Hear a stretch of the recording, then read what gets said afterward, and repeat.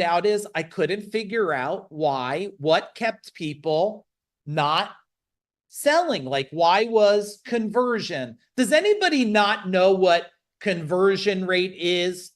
Just put a question mark and don't feel bad about it. I'd rather you ask me because I'm known for taking the complex and making it simple. Okay, thank you guys.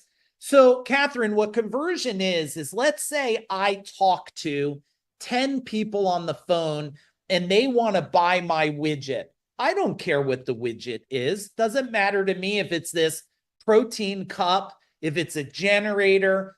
We work with now, it's got to be almost 150 different industries. We have doctors in our world. We have top AI experts. We have auto mechanics. We have tradespeople, insurance people, IT company, cybersecurity. What makes it so powerful in my world is we're not a just circle around one thing, because it keeps people stuck sometimes. So if I talk to 10 people and 7 of them say, yeah, I want your protein cup, that's what we call a 70% conversion. Now, conversion is not just an indicator of your success. It is a scorecard of your ability to manage your own trauma and your own ability. So I'm trying to solve, and we have 50% conversion, 60%. That's a bad formula in a company with 200 employees. And Doreen, I'm going to say something about conversion. So remind me, everybody, about conversion. So you can't sustain a company with low conversion. And if there are low dollars and low conversion, guess what that's called? Bankruptcy. It's called out of business, right?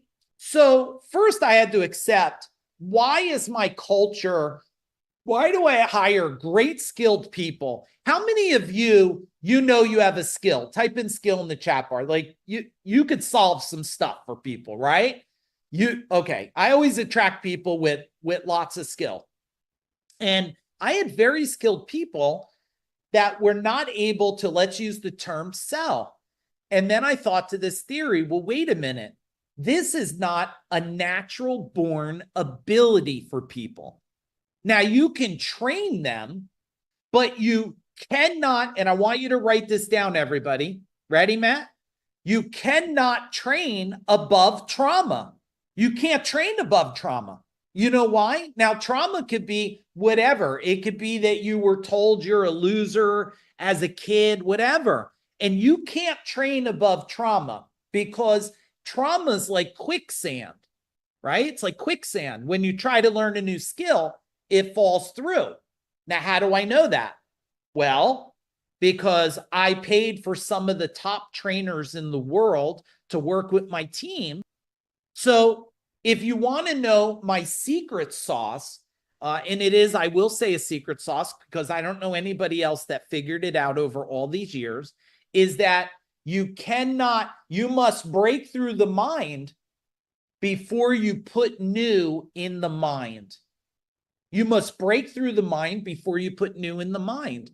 Have you ever been taught a script? Tell me in the chat bar. You must memorize this script. Say it like this. Breathe deeply. Hold your tone. Smile big, right? Well, I got news for you. I'm not a script believer. I'm a framework believer. I want to give you a framework. There's some basic things to do, to think about. And I want you to take your best self, which are already a great person, and pop it into the framework. Does it really matter if you say, and I had a thing like, it's a better than great day at Gold Medal Plumbing, Heating, Cooling, Electric. Does it really matter if it's a better than great day, or it's a nice day, or it's a fabulous day, or it's a wonderful day? Does it really matter at all? Take your best language and your best self and move it forward. Well, when you're a kid and you bump your elbow on your wall, oh my goodness, if it's a 3-year-old, if it's a little boy, I don't know, you're like, suck it up, rub it off, right? Whatever. But if you're a little girl and you bump your elbow and they look for their mom, and what do? If the mom makes eye contact, right, Tara? They go, and they start to cry, and Oh, I'm sure Tara kissed a lot of her kids' elbows. Oh, you're fine. Now, maybe not. She's hardcore. She probably slapped the elbow. Go wake up, right? And all of a sudden, it's I care about the elbow. Now, day two, the kid wakes up, walks down the hall, bangs its elbow. Oh, and you rub it again. The third time the kid bangs its elbow, you go, now, aren't you a little clumsy one? Has anybody been told they're clumsy as a kid? And every time you bang your elbow, you say, ha, I'm so clumsy. And you took on the identity of a clumsy person. And that's how things are programmed inside of you. Everything is programmed. Success is programmed. So people say, hey, and you're like, what's this have to do with sales? Well, if you don't change the program, you can't change the future. You're going to live within the program. See, when you come at this from a serving side, this serving, the more you serve, what most people don't share with you is the more you serve, the more you normally start to remove your trauma, because the more you give back, it always comes back. We just did it in the room I was in today. We were talking about somebody, and then my friend Dean, that person actually messaged. There's this, just so you know, write this down. Sales is a vibration. It's a vibration, okay? And it's driven by a frequency. And the frequency is controlled in the vibration by your mind. And I know for some of you, you're like, wait a minute, Mike, this is really foo-fooey. Can't you just tell me when they say, that's a lot of money? Can't you just give me the magic phrase, that's a lot of money? When you say it's a lot of money, what are you really referring to? Did you already have a budget in mind? I know you guys would love the shit out of all the baby food strategies out there, but if we align this and we could just get this one theory here, and the theory is this: if you even get to the point there's an objection, everything else is broken before that point. Do you get this? Because decision-making is a process. Write it down, everybody. Decision-making is a process driven by your past processes. Everybody has a process. Tell me in the chat bar, let's all do it.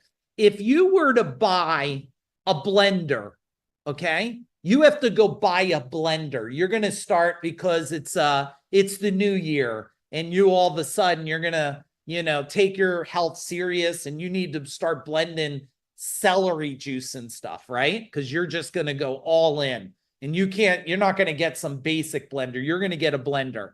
Tell me, if you're going to buy the blender, what's the first thing you do? Do you call your mom?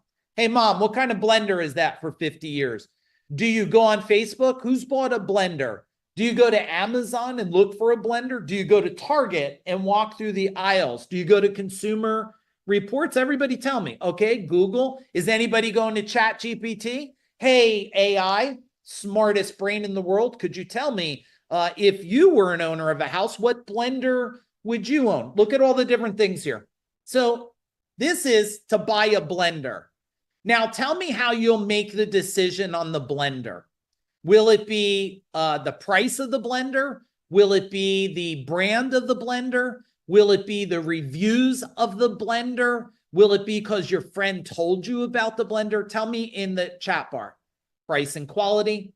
How many of you are like me? You'll buy the best thing once. You just want to buy it once. Anybody else like me? You would need the blender that can kill everything but Chuck Norris. Did you ever see that commercial?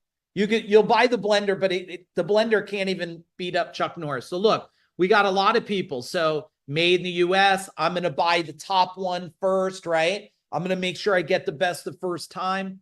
And if you look at this, there's probably, I need all the bells and whistles.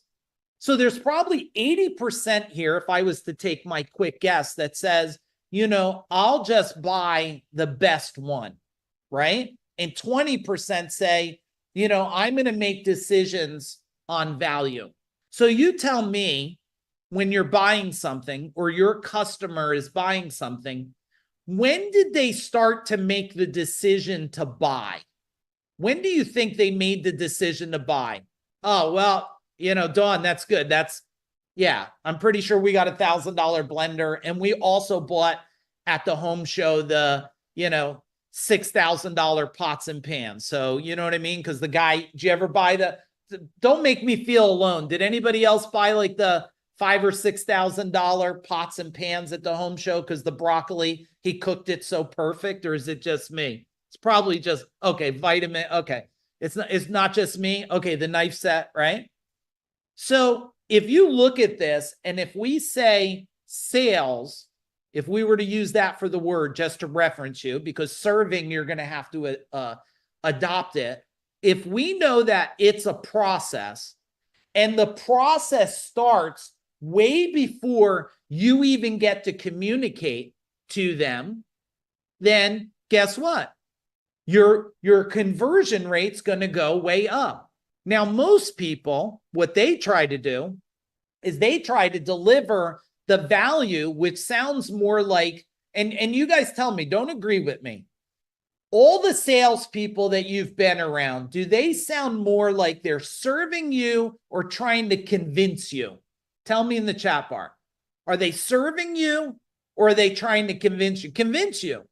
You should buy this water heater because it's never going to break and it's tankless and you'll never run out of water and the brand's been around for 100 years and you'll sleep good and you'll never have a cold shower again. And, and when your family finds out you got the tankless water heater, they'll no longer shame you on Thanksgiving dinner. So sales become this convincing thing. Well, let me tell you why you need this instead of this serving, communicating thing, right?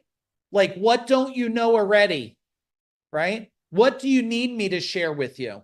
How would you like me? Like, very few people have I ever watched in sales say, hey, so this is what's happening, right? What would be the best way for me to deliver the options to you, right? And if they looked at me, I would say, do you need a lot of details? Do you just need to know the value positioning of it? Is it going to be just about the investment? Because I wanted, especially when you're a small company, when I was small, right? When I mean small, a couple trucks, I did not have an hour and a half to sit and convince somebody to buy something. I needed to say, hey, so this panel is broken.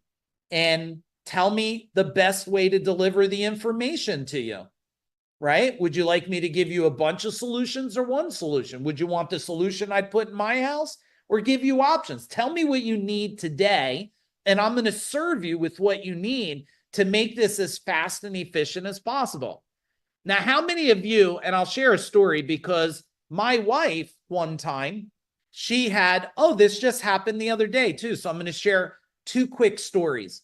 The first one is the person comes and we're going to have kitchen magic. Do you know what kitchen magic is? Kitchen magic comes in and they take your shitty kitchen and they're going to put laminate over it. So they're going to take all the cabinet drawers off and they're going to put a new thing on it and they're going to put a new top. And in the end, you look like you got a new kitchen, right? This is a long time ago, my wife. Yeah, lipstick on a pig. So this guy comes in and breaks out his tablet. And he's got this big presentation he's going to go through. And my wife makes it through about 5 minutes because he didn't listen. My wife just said, I want a new kitchen. Tell me how to get a new kitchen. And he's routined programmed. Okay? You getting this, Ethan? He's programmed. So he's like, let me flip through the slides. And my wife gets up and walks out of the room. So you know what I said, Nick? I said, you should just pack up your stuff. He said, why? I said, my wife just walked out of the room. She's the one making the decision. He said, why'd she leave? I said, because you didn't listen to her. She said she wanted a new kitchen and you're going through your 900 slides. And he's like, well, can we get her back? I said, that's not how it works. She doesn't come back in the room now. So he's confused and I start shutting his tablet. I'm like, no, you have to shut it. You have to get up now and you have to leave our kitchen. She's done. And he's just like carrying his stuff and he's confused. And I say to him, like, I don't know why he's so confused. He didn't even listen. Now, my wife and I just experienced this the other day looking at, we're in a timeshare. Anybody else own a timeshare? Type in timeshare. And we go through this whole presentation. We got $57,000. Okay, Rufino, my wife and I are ready to pull out the Amex card and up level our timeshare for $57,000. This was the other day. And I said, look, you gave us everything. I'll let you know Monday.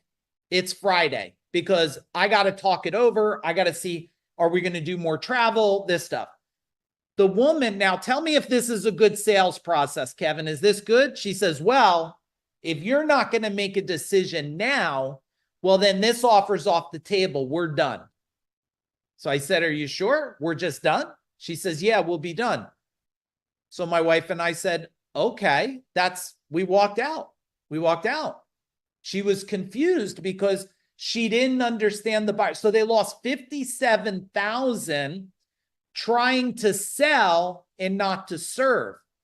Now, if she wanted to serve, she would have said, hey, so can you help me just understand by the time we get to Monday, if something changes over the weekend and you just decide no, would you let me know? And no's a no. It's fine. I'll accept a no. Now, guess what the other person does before we got there? You ready for this one, Nick? I said to the person, they said, here's the offer. And I said, is that the lowest offer everyone pays or is there different? He goes, no, that's it. I said, but what if I buy more? He said, well, let me go see. He comes back and guess what he says? It's lower. So are you seeing a problem here? So I said, why didn't you just tell me when I said, could there be lower? You said, well, if you buy more, it would be lower. So this is, if you want to write a term down, this is like the sales destruction system. It's the anti-selling system is what they have instead of the serving system. All right. So understanding how people are buying, just so you know, people are, everybody, including you are an energy field that is driven by emotions, right? That's what you are. You're an energy field driven by emotions. And your emotions are trying to communicate to this informed buyer, right? Because would you say that more people buying today are informed? Is that true? And I bet some of you, I'll be surprised. One of the things I ask is, so before I even present anything to you or even talk about anything, what kind of research did you already do? What kind of research did you do? Because I'd rather not tell you things you already know. And I bet a lot of you don't do that. I bet a lot of you don't do that. But why wouldn't you? Is that logical? Can you type in logical? I think it's logical to ask the question, what kind of research did you do? And if they say no research, then you say to them, well, can I share the research with you? I'll share it with you. And let me share it in this way. And why I get ready to share it, Aaron, who's on here, Aaron and my wife were business partners together. And Aaron's a master copywriter. Okay. He's a master copywriter, along with so many other things. He has an MBA and stuff. And when we started working together over a decade ago, you could imagine what kind of a response a copywriter sends to somebody in an email. It's like 30 pages long, I'm exaggerating some, of information about my question. And I would read, how many of you, like, you just don't read a lot of stuff? You need it like this. Give me bullets. Anybody else? Type in bullets. Anybody else like that? But how many of you love information? Go ahead, tell me. Type in info. You just love it. You're like, I want to read like 500 pages before we buy the TV. And how many of you buy the TV, never read the directions at all, and you just start pushing buttons? And you live with somebody who has anxiety that you're pushing the buttons and didn't read the manual, right? Are any of you like, you have anxiety? You're like, stop pushing the buttons, read the instructions, right? And you thought you could put the doll house together for your daughter on Christmas Eve without reading any instructions. And then you had to pull the whole thing apart because the one divider you can't fit, right? Is that anybody else? And you decided maybe you could cut the divider and glue it because you don't want to take it apart, right? So if we already know, and Aaron used to send me these long things, I say, Aaron, give me 4 bullets. That's all I need, right? So he's learned over the years, give Mike way less. He's not going to even read this stuff. But some people like to read it. So why don't I just ask them, what research did you do? And would you like me to give you the long detailed version, or do you just want the shortened bullet? And then guess what? For some of you that are on it, how many of you are actually in a sales role? You go communicate, someone says yes to you, and then they say, I'm going to buy or I'm not going to buy. Tell me in the chat bar. Do some of you? Yeah, a lot of you, right? I want to make it so simple for you that they turn around and they say to you, you know what, Bill? I love you so much because you made this so simple. You made it so simple for me. And really all you did was make it so simple. That's what you did. And when you guys start asking, all of you and gals, when you just make it simple and you say, hey, I'd like to let you know I'm here to serve you today, even if that's not using us, but the majority of people do, what's the best way that I can serve you? Because I don't want to give you information you don't need. I want to give it the way you need it. And I want to make this as fast and efficient as possible. So back to the buyers. So we have emotional decisions. Oh man, I'm thinking about this. I'm scared about this. We have the informed buyers. And then we have the trust economy, right? These are the people that are like, yeah, I trust you, right? And when we have, I just answered for all of you, right? There's nothing for me to convince you of. If your marketing is attracting guppies, right? Like if I market, and I'm not mocking Walmart, it's okay if you buy stuff there, but if I'm attracting Walmart customers and trying to sell them Nordstrom products, tell me how that works out, everybody. Does that work out good? But if you attract Walmart customers and I sold $6,000 toilet bowl. I mean, the thing blew air on your butt. It washed your butt off. You know what I mean? The seat warmed up. You know this fancy toilet, right? We sold it for $6,000 and my guys sold them every week.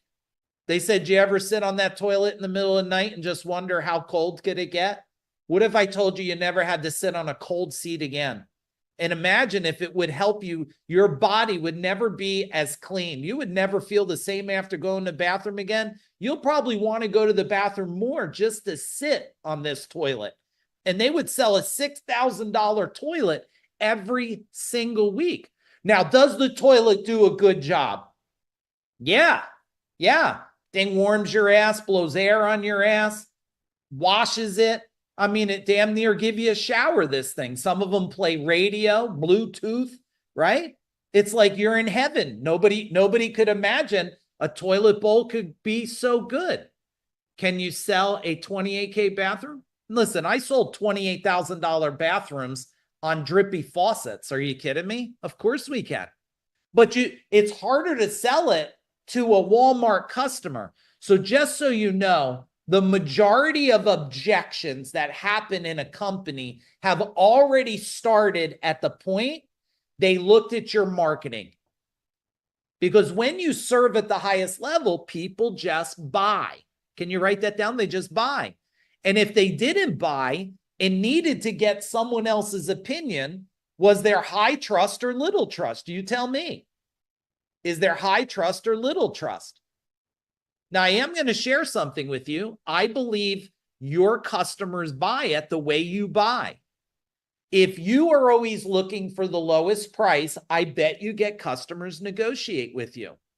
If you need 3 estimates, I bet your customers need 3 estimates. But let me summarize why. I shared it with you over an hour ago. Because it's a vibration. Your thoughts are creating the exact you on the other side of you. So now I'm not telling you to throw money on the ground. I'm sharing with you, when you make quicker decisions, your clients make quicker decisions. Does that make sense? Everybody type in the chat bar. The other thing is you try to do what's good for you, and you're not your customer. So those of you that are technical, of course you would fix your own stuff. But I don't want my stuff fixed, and I want you to write this down. Most people don't want their stuff fixed. They want it improved and enhanced. Do you see? It doesn't have to be difficult. You just need to be human. That's all. Stop trying to not be human with people and